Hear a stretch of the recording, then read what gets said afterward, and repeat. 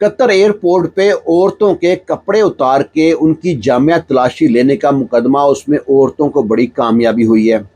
وقوع کچھ یوں ہے کہ سن 2020 میں قطر ایئرپورٹ کے لیڈیز واش روم سے ایک نو مولود بچہ ملتا ہے۔ جب بچہ ملا تو ایئرپورٹ پہ تھل تھلی مچ گئی، آخر یہ کس کا وقوع ہے، کس نے یہ کام کیا ہے؟ اور بچہ تھا انگریز ٹائپ۔ تو قطر جو ایئر لائن ہے، جو ایئرپورٹ کا عملہ ہے، انہوں نے جس پہ شک ہوا اس کی جامع تلاشی لی گئی، اور جس پہ زیادہ شک ہوا ان کے کپڑے اتار کے ان کو چیک کیا گیا۔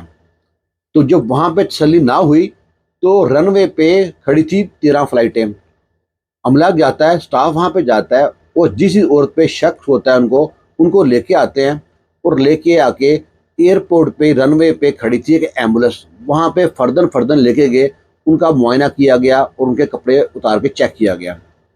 ان میں سے ہی 5 خواتین تھی جو آسٹریلیا کی تھی۔ جب ان کا یہ معائنہ کیا گیا، کپڑے اتارے گئے، ان کو اس بات پہ بڑا غصہ آیا، بڑی شرمندگی ہوئی کہ یہ اچھا کام نہیں ہے۔ انہوں نے وہاں بہت شور مچایا، وہاں تو سنوائی نہیں ہوئی قطر میں، وہ پہنچتی ہیں آسٹریلیا جا کے وہ آسٹریلیا کی عدالت میں مقدمہ درج کر دیتی ہیں۔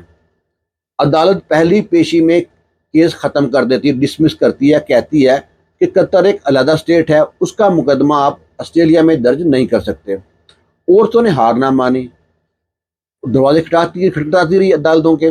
آخر سن 2022 میں ایک عدالت نے کہا کہ پہلی پیشی میں کیس کو مسترد کرنا قانون کے خلاف ہے، لہذا ان کی بات سنی جائے۔ ان کو کامیابی ہوتی ہے۔ اب جا کے عدالت نے قطر ایئر لائن پہ مقدمہ درج کرنے کے بعد ان کو حکم دیا ہے کہ عورتوں کو ہرجانے کے طور پہ اتنے پیسے دیے جائیں۔ اماؤنٹ ابھی سامنے نہیں آئی۔ انصاف وہ جو نظر آئے، ہمارے ملکوں میں تو انصاف کا جو قتل ہوتا ہے، توبہ استغفر نعوذ باللہ، کسی کوئی ڈھکا چھپی بات تو ہے نہیں ہے۔ آپ اس کے بارے میں کمنٹ باکس میں اپنی رائے کا اظہار لازمی کیجیے گا کہ کبھی ایسا فیصلہ سنا کہ باہر کے ملک میں کیس درج ہوتا ہے اور قطر کی جو عدالت ہے اس کو ہرجانہ ادا کرنا پڑتا ہے۔ آپ کی رائے کا انتظار کریں گے۔ اللہ حافظ۔